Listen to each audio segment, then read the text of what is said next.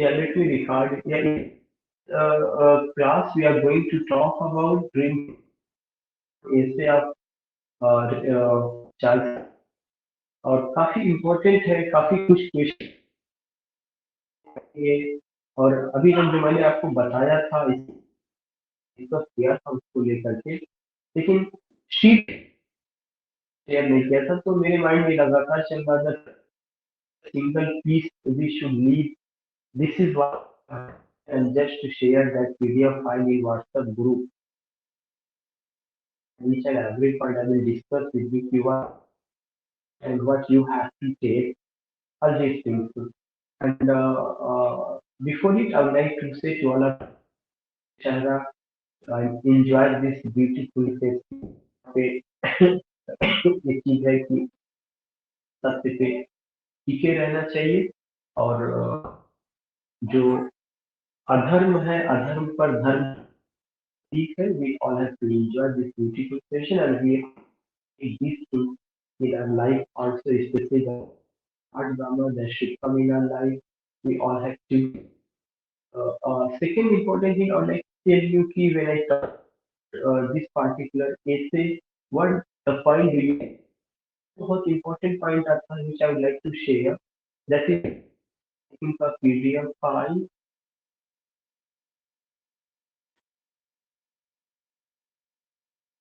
I think is it visible? Is it visible?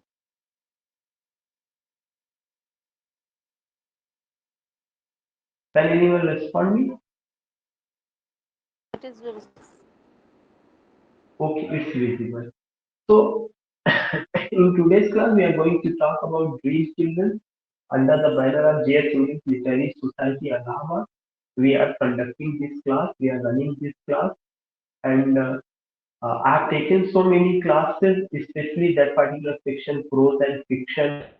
In that section, I had gone with so many novels, and even this time I'm taking essays. और इसके पहले जो है I had gone with Francis Bacon, Richard Steele, Joseph Edison. Now it's the number of uh, Dream Children essay and writer Charles Lamb.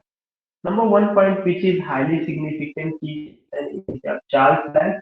There is no doubt it's an essay of Charles. It's only the way of writing. Whenever someone writes, so then he tells who has written this essay. So it's an essay of Charles Lamb की जो dream children है, एक इसका essay है Charles lamb. और lamb को क्या कहा जाता है? Prince M. You will come to know कि directly I'm talking about essay, I'm not talking about the biography or his. No, not at all. I will take it that session. Another session I will take for that thing. But today taking his only essay, that is Dream Children. Then you will come to know that Dream Children is an essay of Charles Lamb. Charles Lamb is known as Prince Among Essays. One question that is highly significant. And who called him Prince Among Essays? You will come to know huge walker, एक essayist है जिनका नाम huge walker है. Huge walker ने उनको Prince among essayist कहा है. दूसरा पॉइंट है कि Charles lamb was a close friend of Coleridge. जो चार्ल्स लैम्ब थे वो जो है बहुत अच्छे दोस्तों में से थे. किसके अच्छे दोस्तों में से थे? कॉलरिज के अच्छे दोस्तों में से. This is another important point which we have to keep in our mind. And you will come to know कि Lam was a close friend of Coleridge who wrote essays with the nickname Ilia. Who का मतलब यहाँ पे Charles live के लिए आया है, ना कि कॉलेज के लिए आया हुआ है. So therefore don't create any confusion कि Ilia was the nickname of who? Ilia was the nickname of Charles Lamb. So these are the two or three important points कि Lamb, prince among essayists, Lamb was a close friend of Lamb wrote with the nickname Ilia. And present essay, what do you find? Present essay is an example of bravery. I would like to erase जो present essay है वो किसका example है? The present essay is an example of bravery. RRE. What do you mean by bravery? Bravery means a daydream. So what do you find? The present essay is an example of bravery, a daydream. A daydream, what do you is sitting in an armchair, and you will come to know he sees dream, and it's the morning time, and he sees dream that he is married, He is not conscious level, either unconscious level, but you will come to know that subconscious level, that is the situation of the dream, not unconscious level, not conscious level, but subconscious level. So the present essay is an example of reverie, REVRI, reverie, a day dream, दिन में देखा हुआ ख्वाब, उसको लेकर के उन्होंने ख्वाब में क्या देखा, किसके बारे में क्या देखा, अपने बारे में क्या देखा, अपने परिवार के बारे में क्या लाइफ में सोचा, क्या देखा, थोड़े ही समय में जो है वो जो कुछ भी देखते हैं उसी को यहाँ पे डिस्क्राइब करते हैं। इस ऐसे की दूसरी खासियत है कि it's channelling the logic and flow of a dream. जो ऐसे है it's channelling the logic and flow of a dream. इसमें पूरे जो है जो ड्रीम में देखा गया उसको चैनल किया गया, जोड़ने की कोशिश की गई, और उसके पीछे लॉजिक भी है, फ्लो भी है, अब भी in a series of a long sentence of strung together phrases and of breaks to be found. कोई भी जो बात बताई गई है उस रेमरी रेमरी से ऐसा चैनलाइज किया गया, ऐसा कनेक्ट किया गया है कि हम लोग ये कह ही नहीं सकते कि कहीं से किसी भी तरह का ब्रेकअप होता है, रोल होता है। हर चीज एक दूसरे से लिंक्ड है। This is another point which you have to keep in mind कि connectivity, connecting each and every paragraph, उन सब में सारी चीजें हैं। नाउ द थर्ड पॉइंट जो कि बहुत इंपॉर्टेंट है, अभी तक मैंने क्या डिस्कस किया, फर्स्ट पॉइंट ये जो है चार लैम्प कैसे हैं, जिनको प्लेस अमंग स्टेज कहा जाता है। दूसरा मैंने बताया कि lamp was a close friend of Ulrich who wrote essays with the nickname या हु काउंटर लैम्प जो है उन्होंने लिखा हुआ था। तीसरा मैंने बताया कि जो प्रेजेंट ऐसे है ये रेव्यू है, डेट ड्रीम से बात की गई है, कैसे किया गया already I told you. Now the next thing की जो फोर्थ पॉइंट है कि to some extent the essay is autobiographical essay. कुछ हद तक अगर देखा जाएगा तो जो एसे वह autobiographical essay, because life talks about his own life, his own family life. So to some extent, the essay is an autobiographical essay. Like uses his typical interior facing autobiographical approach to make room for a fictional narrative. That is another important point. ऐसा लगता है कि जैसे वो कल्पना की दुनिया में जाकर के कोई कहानी बयां कर रहे, fiction, Kalpana, narrative inside of a dream. ये तो ये ख्वाब की शक्ल में आता है, लेकिन उस ख्वाब के अंदर जाकर के वो पूरी फैमिली लाइफ, पूरी चीजों को ऐसा लगता है कि इमेजिनेटिव वर्ल्ड में जाकर के चीजों को नरेट करते हैं। सो ऐसे like in if in a story form there is a narrative element because he tells about his great grandmother feed his beloved Alice W. two imaginative children, Alice and John, his younger brother John Lang. So you find these two. But the important point is what? The important point is there is a biographical approach, a biographical element, fictional narrative in part. So these are the significant points which we have to remember. कि क्या क्या है मेरा, that is the third, कि reverie or deep daydream. Now the fourth point, the essayist imagines that he is married. Essayist इस चीज को imagine करता है, he sees in dream that he is married, but in real life not a married one, और उतना ही नहीं देखता बल्कि वह यह भी सोचता है having two children, उसकी शादी भी हो चुकी है, उसके दो बच्चे भी हैं, और जो उसके दोनों बच्चे हैं उनका नाम क्या है, Alice and John. This is another significant point. He think that he is married having two children, और उन दोनों बच्चों का नाम Alice and John. In the essay he mention his wife. Essay में उसने किसको मेंशन किया है, हिज वाइफ एलिस। वह अपनी एक कैरेक्टर है एलिस डब्ल्यू एन, वह उसको अपनी वाइफ के रूप में मेंशन करते हैं। Who was only his beloved in real life not wife, जो कि रियल लाइफ में उनकी केवल बिलव्ड थी, ना कि उनकी। इसका मतलब है कि यह एक दर्द है जो कि जुड़ा हुआ है, किसकी लाइफ से जुड़ा हुआ है, चार की लाइफ से जुड़ा हुआ, और Lam was in love with Alice W.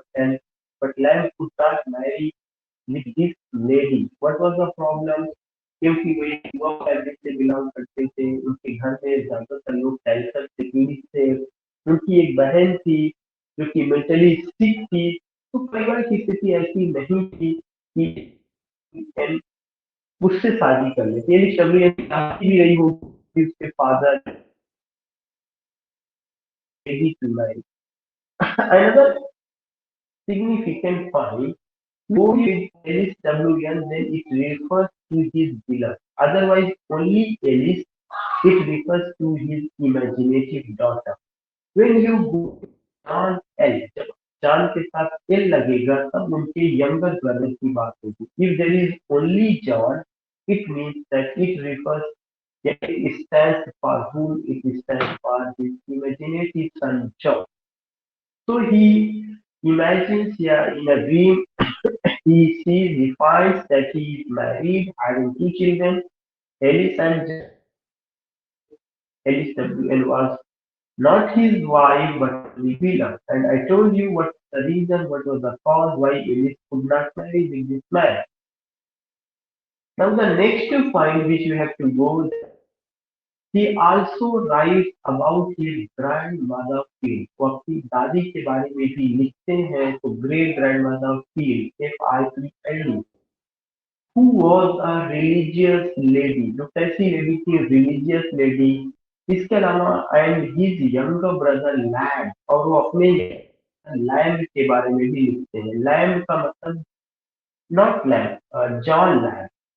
Land का मतलब जॉन लैंड। मेरा इमेज उनके जो यंगर ब्रदर थे उनका नाम जॉन था। तो वो जो है अपने दादी फील्ड के बारे में बात करते हैं, अपने छोटे भाई जॉन लैंड के बारे में बात करते हैं, who was a courageous man who helped a lot of his brother Charles land, जिन्होंने अपने बड़े भाई चार्ल्स लैंड जिनका निकनेम इलिया है, उनकी बहुत हेल्प की थी when he was in trouble, जब वो कष्ट में थे। John Lang was much passionate for riding। John Lang को काफी शौक था राइडिंग, घुड़सवारी का। तो ये भी कम टू कि उन्होंने पूरे एशिया में दादी के बारे में बताया है, एलिस अपनी बिलव्ड के बारे में बताया है, उनको एज अ वाइफ ट्रीट करते हैं, टू इमेजिनेटिव डॉटर्स के बारे में बताए हुए हैं, और अपने बचपन के बारे में उन्होंने बताया हुआ कि how he used to go to the home of his great-grandmother Field. That was a big mansion. It was not her own home, but she was living there, and she was just in that home on the advice of the owner of the mansion. So you will come to know when you talk about this person, then you come to know कि उनका interest क्या है, वो कैसे थे, क्या करते थे, उन सबको लेकर के उन्होंने बात की। ना थोड़ा सा फील्ड को लेकर के मैंने डिटेल में बात की है कि grand mother of Charles Lamb जो फील्ड है, ये क्या है, grand mother of Charles Lamb है, used to live in a big mansion, जो बड़े से घर में रहती थी, दैट शी केयर फॉर, और वह उसकी काफी केयर करती थी, that she care for on behalf of a rich family. और वो घर किसी बड़े आदमी का था, धनवान आदमी के पास था, जो और उस घर की वो पूरा खुद केयर करती थी दादी। Who lived in a different mention, और वह आदमी दूसरे घर में रहता था, that she care for on behalf of a rich family who lived in a different mention. Line दो बार आ गई है, तो उसपे कुछ नहीं से इरेज किया जा सकता है कि दादी एक बड़े घर में रहती थी और जो घर का मालिक था वो दूसरे घर में रहता था, लेकिन दादी बड़े घर की पूरा केयर करती थी। Now the next part about दादी, you will come to know कि at Pete's funeral जब दादी मरी है, उनके अंतिम संस्कार में Ilya recounts, Ilya here for whom? Ilya is for Charles Lamb। Ilya क्या करते हैं? Ilya nickname of Charles Lamb। Ilya उन दिनों को याद करते हैं, recounts everyone praised her goodness and religious faith। इसका मतलब दादी कैसी थी? दादी रिलीजियस लेडी थी, उनमें गुडनेस था। और लैंग इस चीज को रिकाउंट करते हैं कि Dadi was admired by everyone, and at Field's funeral, Ilya recounts everyone praised her goodness and religious faith, उनकी religious faith को admire। She could recite psalm, उनको जो है भजन या जो है कह सकते हैं कि बाइबल की लाइनें पूरी की पूरी याद थी, उसको रिसाइट करती थी। And some of the New Testament, बहुत सारा चीज उन्होंने न्यू टेस्टामेंट से भी याद कर लिया था। तो this is the character of that lady, her great grandmother killed. You will come to know that she अग्गू was a करियो religious. ले देखो बेटिया अग्गू करी है। Please mute. हाँ अग्गू बताए Someone has not. आप Muhammad एक बता Hafiz. भाइयों मारी तमाचा ये क्या है यहाँ क्या है अग्गू नाई हक्को करी Muhammad है Hafiz. Hafiz ji, you have not muted yourself. Please mute. कहीं नहीं बहुत देर से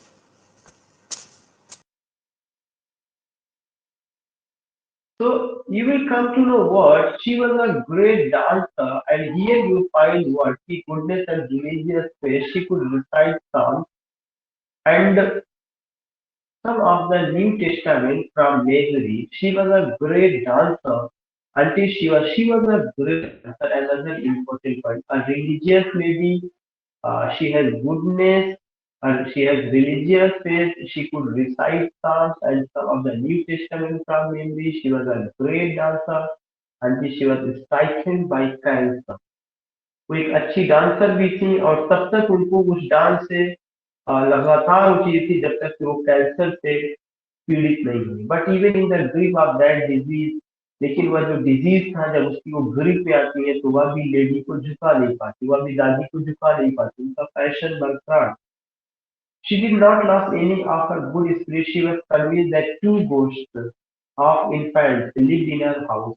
उनको यह विश्वास था यकीन था कि दो गोष्ट उनके घर में गोष्ट भूत और कितने इनफैक्ट नवजात शिशु की स्पिरिट घर में रहती है और वो कभी उससे डरी नहीं ना तो उन दोनों ने कभी उनको नुकसान पहुंचाया तो two ghost of an infant live in house but she did not consider the harmful उन्होंने कभी नहीं उनको सोचा कि ये नुकसानदायक है so it did not bother her much और कभी उनको कोई ट्रबल भी नहीं हुआ but the young Elia was terrified इस बात को सुनकर के जो यंग एलिया थी वह काफी डर गई and always needed help getting to sleep और उसको जो है ऐसा लग रहा था कि हेल्प की जरूरत थी सोने के लिए क्योंकि बच्ची है वो डर गई है तो यहाँ पे सॉरी यंग एलिया का मतलब कि चार्ल्स अपने बचपन की बात कि कैसे दादी जो बताते थे वो कैसे जो है जब उठे तो वो डर गए और उनको नींद नहीं आ रही थी तो दादी ने पट्टी लेकर के उनको इवन दो की लेवल साधन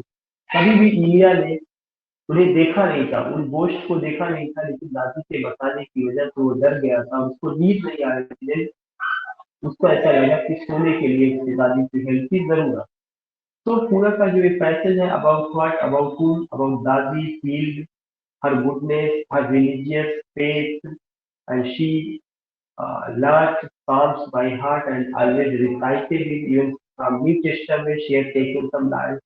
And you will come to know she was a good dancer. She was suffering from cancer, and it is also said that two ghosts of infants were living in her house, but they didn't bother. But she was not bothered by them, and they didn't harm great grandmother of field. But you will come to know that getting this particular information, Ilya was terrified, and he could not sleep properly, and he was seeking the help of Dadi, means field, to uh, go in comfort zone. Now the next one जो here you find जो arrow marks है ये सब बहुत important है एक एक line का जो मुझे लगा कि इसके बारे में बात करना चाहिए कि John and Alice splitting a plate of grapes जब दादी कहानी जब जो है लिया या चार्ल्स लैंड दादी के बारे में बता रहा था तभी ऐसा भी हुआ था कि जॉन और एलिस जो उसके इमेजिनेटिव चिल्ड्रन है उन्होंने जो है क्या किया कि ग्रेप्स जो कि प्लेट में रखा हुआ था उसके उसको अपने हाथों में ले लिया तो एक क्वेश्चन बन सकता है कि जॉन और एलिस ने जो प्लेट में वो कौन सा फ्रूट रखा हुआ था जिसका उन्होंने स्प्लिटिंग किया दैट वाज द ग्रेप तो फ्रूट का नाम आपको ध्यान में रखना है इसमें कोई दर्शन नहीं है इंफॉर्मेशन है ऐसे की गहराई में जाकर के ये चीजें हमें पता चलती है तो ये मेरे माइंड में आया कि क्वेश्चन पूछा जाए दूसरा चीज जॉन एल जब जॉन एल के बारे में बात हो रही है इसका मतलब कि John Land younger brother of India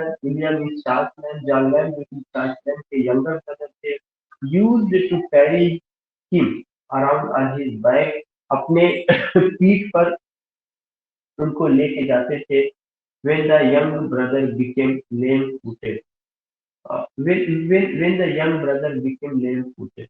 It means that not the young brother when Lamb became lame-footed. It means that कि जब चार्ल्स लैम्ब को प्रॉब्लम हो गई थी तो चार्ल्स लैम्ब का जो यंगर ब्रदर था वो उनको अपनी पीठ पे लाद करके ले जाते थे, यही हेल्प उन्होंने किया था। यहाँ सेंटेंस स्ट्रक्चर थोड़ा सा गड़बड़ चल रहा है। John Lamb younger brother of William used to carry him, किसको कैरी हिम? Charles Lamb. कहाँ पे लेके जाते थे? अराउंड ऑन हिज बैक, अपनी पीठ पर। व्हेन चार्ल्स लैम्ब होना चाहिए था, when Charles lamb became lame footed. Another important point कि Ilyas brother John died due to cancer, ओबीजुअस died of cancer, Ilyas brother John died of cancer, उनकी भी मौत जो है कैंसर से होती है, दादी भी कैंसर से पीड़ित थी। ये दो चीजें जब इलिया अपने भाई जॉन लैंग के बारे में बता रहे थे तो दोनों बच्चे रोने लगे और उन्होंने कहा कि they don't want to hear more about their sweet uncle. तो ये चीज भी ध्यान में रखना है कि जॉन एल जो बच्चों के अंकल और चार्ल्स लैंग के छोटे भाई यंगर ब्रदर, उनकी मौत किससे हुई थी? कैंसर से हुई। Alice children is the Alice के जो चिल्ड्रन है यानी जो एलिस WM रही है उसकी शादी किससे हुई थी? बार्ट्रम नाम के आदमी। ये क्वेश्चन इंपॉर्टेंट जिसका जिक्र वहां पे किया गया। एलिस जो है उनकी शादी बार्ट्रम नाम के आदमी से हुई थी। And they are just dreams. और जो एलिस के बच्चों के बारे में वो सोचते हैं कि उनके दो बच्चे हैं, एक एलिस और जॉन, एक केवल ख्वाब है। और जो जॉन चार्ल्स में सोचते हैं कि उनकी शादी एलिस से हुई है, यानी एक ख्वाब है, लेकिन एलिस की शादी रियल में किसके साथ हुई थी? बार्ट्रम के साथ। नाउ द लास्ट पॉइंट की brigade is his sister. Brigade उसकी बहन है, सिटिंग बिसाइड हिम, जो उसके बगल में बैठी है। It is said that she was mentally sick, ऐसा कहा जाता था, वह मेंटली सिक है and murder the own mother, और उसकी मां की हत्या की थी। And you will come to know कि जो एसेइस्ट है वो आर्म चेयर में बैठे हुए हैं, उसके बाद जो है सारी चीजों को कैसे करके any how he arrange. So these are the points which you have to remember, and just ending the session, not ending in the sense कि इसके आगे और कुछ बात नहीं करना है। अगर अगर अगर आपको कुछ और कहना है तो मुझे लगता है कि आज हम लोग और कोई बात ना करें। आज आप लोगों को भी अपनी तैयारियां करनी है, फेस्टिवल जैसा मैंने ले लिया है। So we will meet tomorrow। कुछ भी अगर कहना होगा तो you can just